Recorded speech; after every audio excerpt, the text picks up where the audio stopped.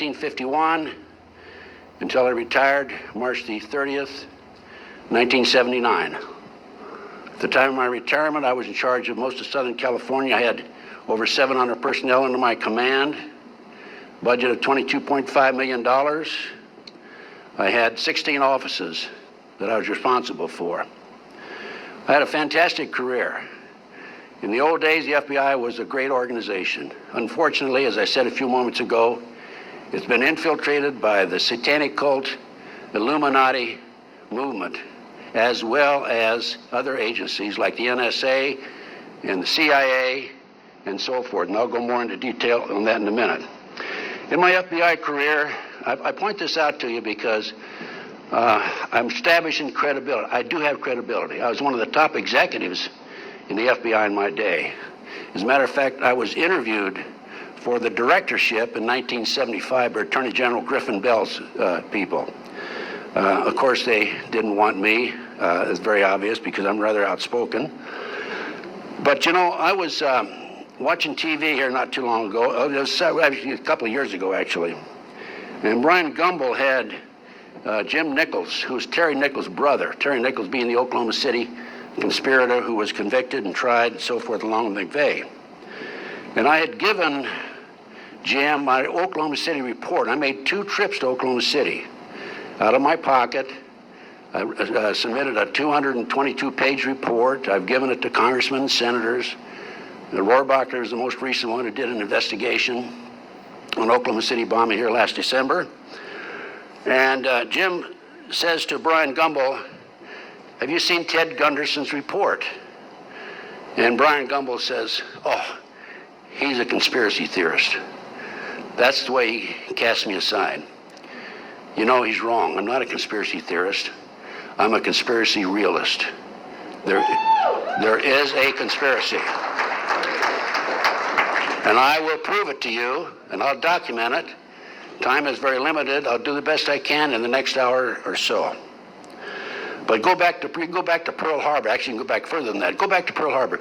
We knew about Pearl Harbor December the 4th. We were attacked December the 7th. We could have pulled our fleet out of Pearl Harbor. We didn't. I've talked to the naval intelligence officer who intercepted or received that message that the Japanese code had been broken. He passed it up to his superiors. Nothing occurred. After the war, he was subpoenaed by Congress. His superior in the Navy said, "Don't worry about it. Don't go to the hearing." He didn't. Never heard anything more about it. Jack Kennedy assassination, it's well documented. He was murdered by the mob in Chicago, Sam Giancana's group, and also by the CIA. Jack was going to revamp the CIA. He made his personal goals and aims public, within his circles, of course, and he was going to make some major changes. Also, he had withheld and aborted the invasion of Cuba, which upset some individuals. I recently learned that a fellow named I.B. Hale, who was an All-American football player, Texas Christian, was ordered and was involved, he was an FBI agent at the time, in changing the parade route of the Jack Kennedy group of that day. I have information that the night before the Kennedy assassination, there was a secret meeting at the Clinton Murchison home, Murchison being an oil man. Those in that meeting included Lyndon Baines Johnson, and I'm sorry to say, and I regret that I know this is true because I've personally documented, I've talked to people who know that this is true. J. Edgar Hoover was there. I was shocked when I learned this, and I only learned this within the last year. And the reason I know is because I talked to the maid that worked in the Murchison home that night. And when Lyndon Johnson came out of that meeting, he says to his girlfriend, Margaret Brown, who wrote a book about this, and I used to have my radio talk show in 97, 98, and I had her on my radio talk show. She said, then Johnson told her, after tomorrow, we don't have to worry about that SOB Kennedy. Bobby Kennedy, shot in the kitchen, the Ambassador Hotel, Los Angeles. 5 bullet shots in him. There were 11 shots fired. There were shot supposedly by Saran, and I'm sure he was. Saran was part of it. But Saran's gun would only hold 8 bullets. There were extra bullets in the wall and in the hall and in the door, covered up. Ruby Ridge, we all know about Randy Weaver. BATF tried to set him up. He wouldn't go along with it. They issued a bench warrant for his arrest. He didn't appear in court.